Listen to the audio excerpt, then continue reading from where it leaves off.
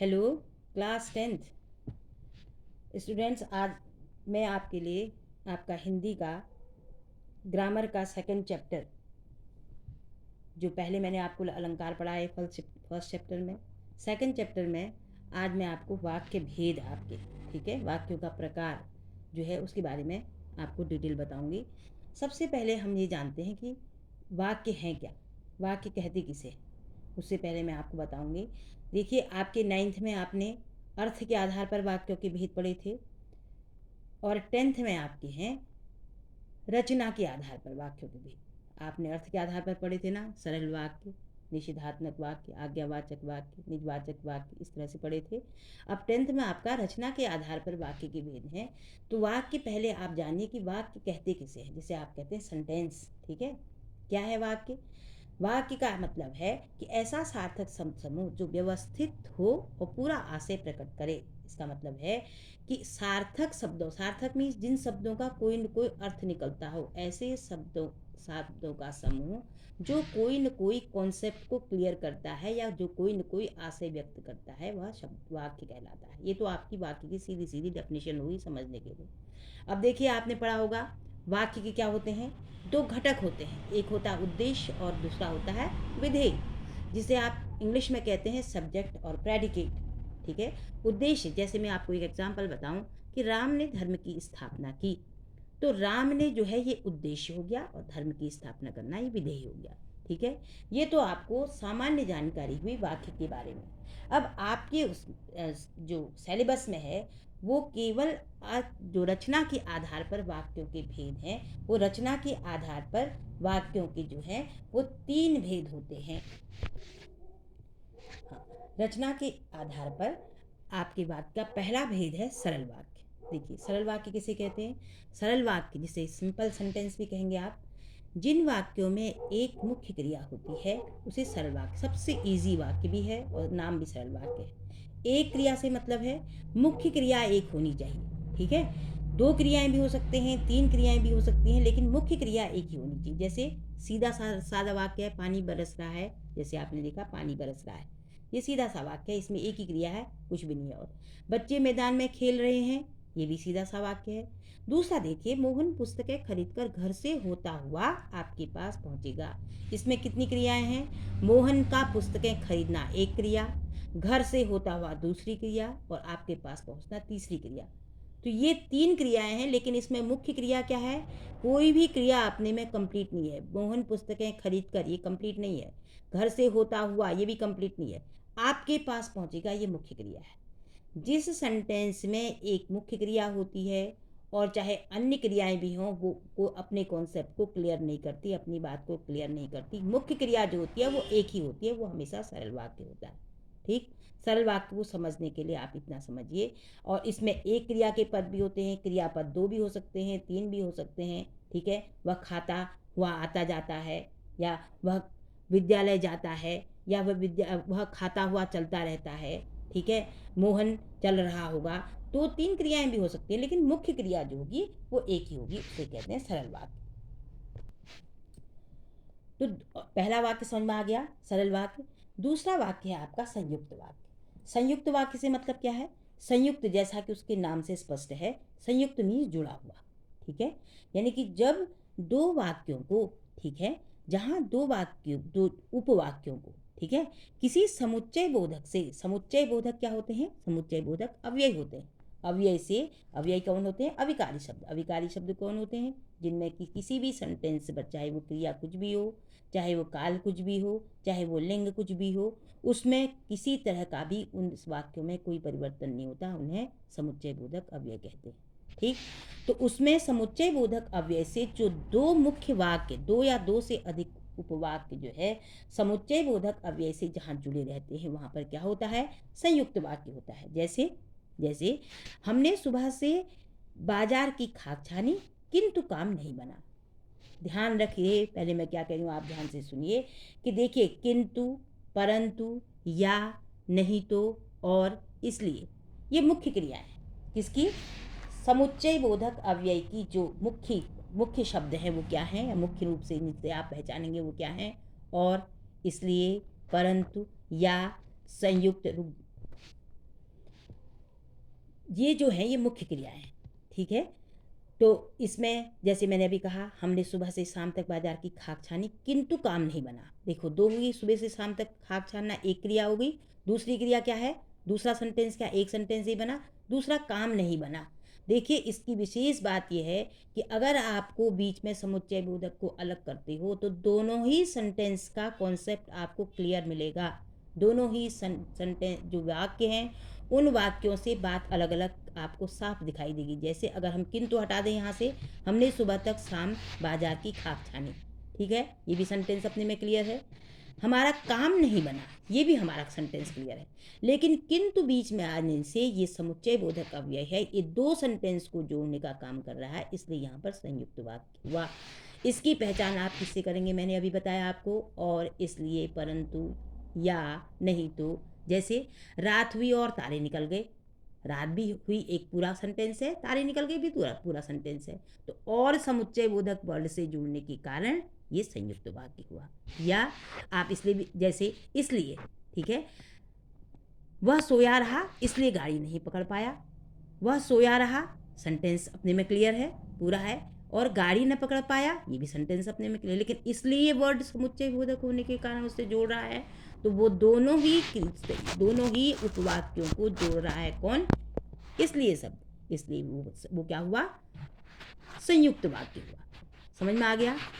या से भी जुड़ सकता है, नहीं तो, अन्यथा, वरना, किसी से भी जुड़ सकता है। वो जहाँ पर दो सेंटेंस होंगे और दोनों ही ऐसे सेंटेंस होंगे जो कि अपने में पूर्ण होंगे और वो किसी समुच्चय बोधक अव्यय से जुड़े होंगे, वहाँ पर हमेशा संयुक्त वाक्य होगा। ठीक, समझ में आ गया होगा संयुक्त वाक्य। तीसरा आपका है मिश्र वाक्य, ठीक है। अब इस वाक्य को आप अच्छी तरह से समझिए। इसको थोड़ा समझने में आपको और वाक्यों के हिसाब से थोड़ा आपको और जरा ज़्यादा आपको ध्यान देना पड़ेगा। ठीक, मिश्र वाक्य क्या होते हैं, देखो, ऐसे वाक्य जिन वाक्यों में एक से अधिक उपवाक्य तो हैं, लेकिन एक प्रधान और एक उपवाक्य जो है वो आश्रित होता है। ठीक है, दो प्रधान वाक्य, दोनों, एक वाक्य के बगैर दूसरे वाक्य का काम नहीं चलेगा। जो मुख्य वाक्य होता है वो प्रधान होता है और जो उस पर आश्रित होता है वो गौड़ होता है। ठीक है, अब देखिए इसमें, जैसे इसका एग्जाम्पल आप देखिए, मालिक ने कहा कि कल छुट्टी होगी। तो इसमें मालिक ने कहा कि, ये जो है ये क्या है, आश्रित है, और कल छुट्टी होगी जो है ये पूर्ण वाक्य है। तो ये पूर्ण वाक्य जो है एक के बगैर दूसरा नहीं चलता। ठीक है, मालिक ने कहा कि कल छुट्टी होगी, ये ऐसे सेंटेंस, ये मिश्र वाक्य की जो सेंटेंस होंगे, जैसे मैंने आपको बताया संयुक्त वाक्य के सेंटेंस किस किस से जुड़े होते हैं, समुच्चय बोधक अव्यय से। लेकिन मिश्र वाक्य के सेंटेंस किससे जुड़े होते हैं, व्याधिकरण अव्यय से, जिसे कहते हैं व्याधिकरण योजक। व्याधिकरण योजक मीन्स जोड़ने वाला। वैसे उसमें कौन, व्याधिकरण जो योजक है उसके क्या क्या शब्द हैं, क्या क्या पहचान है, कि जो, वह, जिसे, उसे, ठीक, ऐसा, वो, वही, जिसे, यदि तो। अब इसको आपको मैं एक एक का अलग अलग एग्जाम्पल बताऊं कि जो, जैसे मैंने बताया, एक तो की का बता दिया, मालिक ने कहा कि कल छुट्टी होगी रहेगी, ठीक है, या श्यामलाल जो गांधी जी की गली में रहता है मेरा मित्र है, ये जो आ गया यहाँ पर। ठीक है, अब देखिए जो, वह, जैसे जो पढ़ेगा वह पास होगा। ठीक है, जो पढ़ेगा वह पास होगा, जो और वह का उदाहरण हो गया। जिसे, उसे, जिसे पढ़ना होगा उसे पास होना होगा। ठीक, ऐसा जो करेगा, ऐसा करेगा जो वह फल पाएगा। ठीक, वही, जिसे, वही है यह जिसे हमने कल देखा था। ठीक, तो यानी कि दोनों ही सेंटेंस, वही है यह जिसे हमने कल देखा था, तो दोनों जगह हैं व्याधिकरण योजक से जुड़े हुए हैं दोनों सेंटेंसेस। तो हर सेंटेंसेस जो व्याधिकरण योजक शब्दों से जुड़ा रहता है, जैसे कि जो, यह, जिसे, जैसा, वैसा, ठीक है, ऐसा, वह, वही, जिसे, ऐसे जो होते हैं ये व्याधिकरण योजक होते हैं। इनसे जुड़ा हुआ सेंटेंस जो होता है वो मिश्र वाक्य होता है। तो मिश्र वाक्य में अभी मैंने बताया जैसे आपको कि एक उपवाक्य, एक आश्रित वाक्य। अब उस उपवाक्य की पहचान के लिए, ठीक है, आपको उपवाक्य की पहचान के लिए उस उपवाक्य के भेद भी हैं जो कि आपके बोर्ड में आते हैं।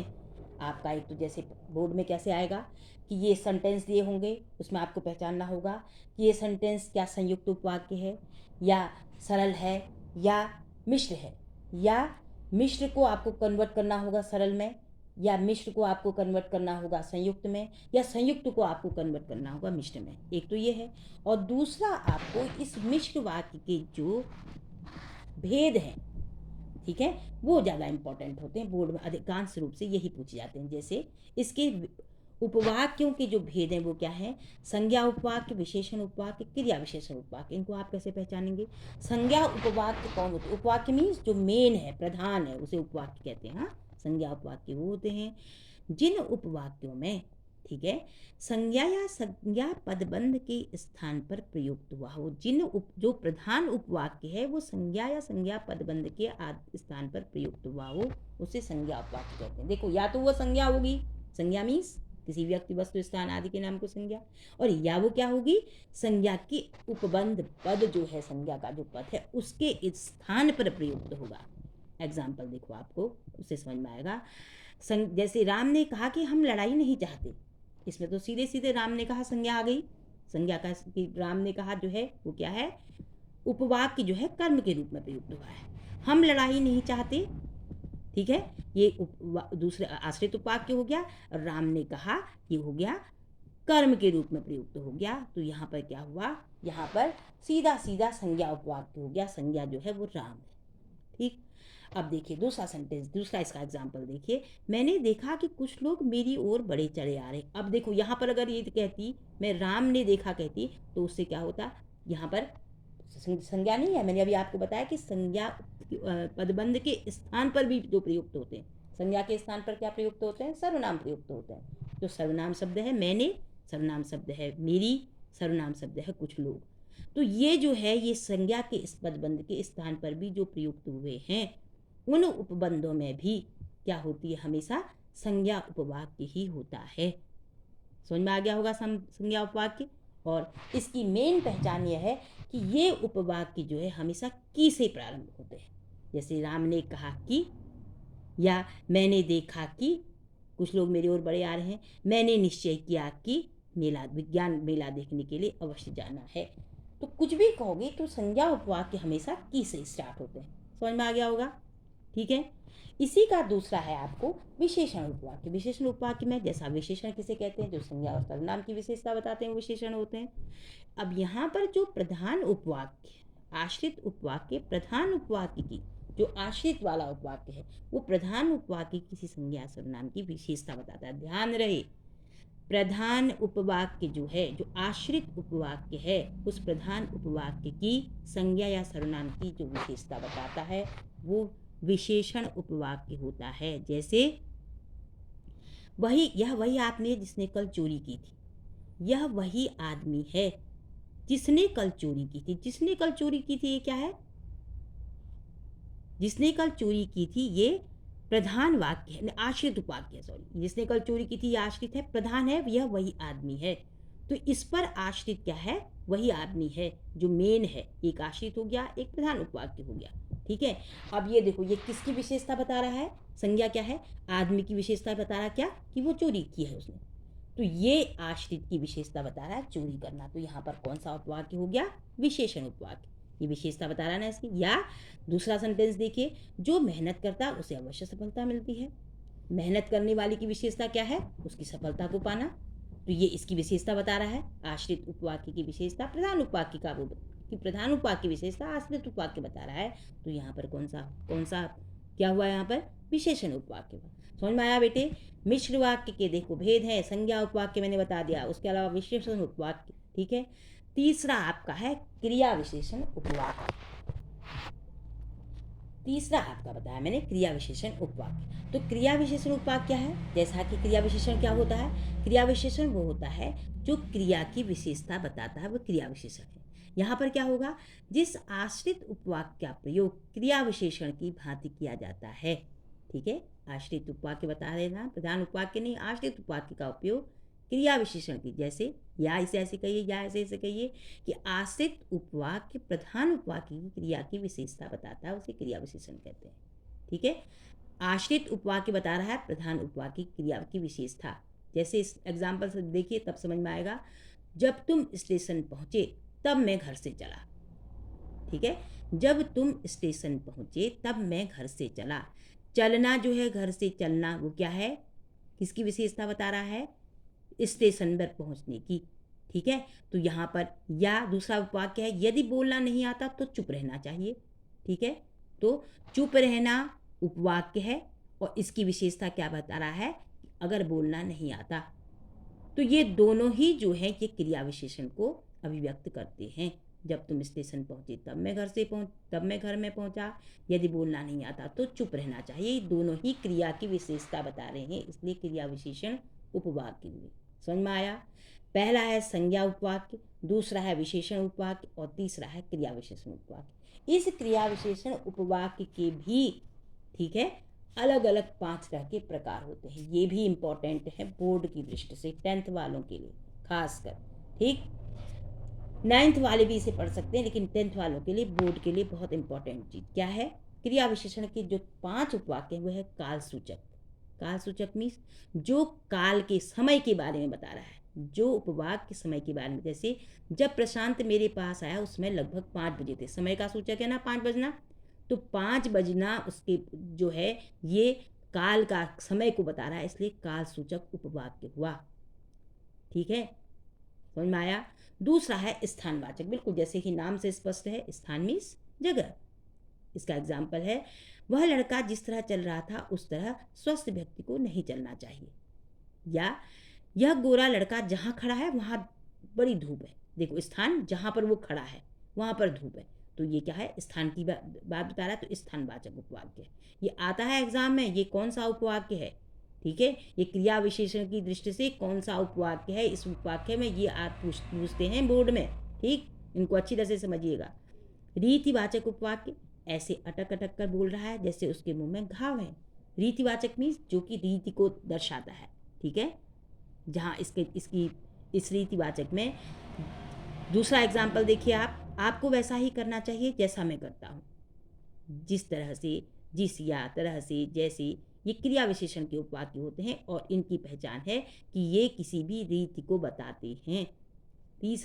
चौथा आपका है परिमाणवाचक उपवाक्य। परिमाण मीन्स जिससे कि आप उसको माप तोल कर सकें। ठीक, वह उतना ही थकेगा जितना अधिक दौड़ेगा। देखिए, ठीक है, उतना और जितना, ये परिमाण बता रहा है ना। या जिसने जितना परिश्रम किया उतना अच्छा परिणाम होगा। परिश्रम करने से उसका अच्छा परिणाम जितना उतना। ठीक, ये इसकी मुख्य पहचान है कि जितना, जितनी, जैसे, तैसे, वैसे, ये जो है इसकी परिमाणवाचक उपवाक्य की के मेन घटक हैं, मेन लक्षण हैं। ठीक है, तीसरा है लास्ट आपका 5th है आपका परिणाम। देखो, ये परिमाण है, ये परिणाम है, दोनों में अंतर देखिए, परिमाण और परिणाम। परिणाम मीन्स लास्ट का जो होता है, जो रिजल्ट होता है उसे परिणाम कहते हैं, और जो परिमाण है वो उसकी माप तोल है। ठीक है, अब यहाँ पर इसे परिणाम को हेतु सूचक उपवाक्य भी कहते हैं। ठीक है, हेतु मीन्स उसका कारण। जैसे यदि वर्षा अच्छी होती तो उपज बढ़ जाती। परिणाम, अगर वर्षा अच्छी होती तो उसका परिणाम क्या होता, उपज का बढ़ना, तो इसीलिए परिणाम सूचक हुआ है। ठीक है, वह इसलिए आएगा ताकि आपसे बात कर सके। आने का क्या परिणाम होगा, आपसे बात करना, इसलिए यहाँ पर भी क्या हुआ, परिणाम सूचक या हेतु सूचक। हेतु मीन्स कारण, वो किस कारण आ रहा है, उसका क्या कारण है, उपज अच्छी होने का क्या कारण है, वर्षा का अच्छा होना। ठीक है, अच्छे अंक आने का क्या कारण है, परिश्रम होना। तो जिसमें हेतु सूचक यानी परिणाम होता है, वहाँ पर क्या होता है, परिणाम सूचक। जिसमें मापतोल होती है वो परिमाणवाचक उपवाक्य। जिसमें काल के बारे में, उसके बारे में बताया जाता है वो रीतिवाचक है, उसकी निरंतरता को बताया जाता है। जहाँ पर स्थान के बारे में बताया जाता है, प्लेस के बारे में बताया जाता है, वो स्थानवाचक उपवाक्य है। जिसमें समय के बारे में बताया जाता है वो काल सूचक उपवाक्य है। समझ में आ गया होगा आपको। ठीक है, क्रिया विशेषण के उपवाक्य समझ में। तो ये आपके आज ये आपका जो रचना के आधार पर वाक्य भेद है, ये कंप्लीट हुआ चैप्टर। ठीक है बेटे, आप लोगों को समझ में आ गया होगा, ऐसी मैं आशा करती हूँ। और अगर आप लोगों को अच्छी तरह समझ में आ गया हो तो आप इसे अपने लिए भी तैयार कीजिए बोर्ड के लिए। मेरी शुभकामनाएं आपके साथ हैं। और इसे पसंद आए आपको तो इसे लाइक भी कीजिए, सब्सक्राइब भी कीजिए और शेयर भी कीजिए। Thank you. बाय।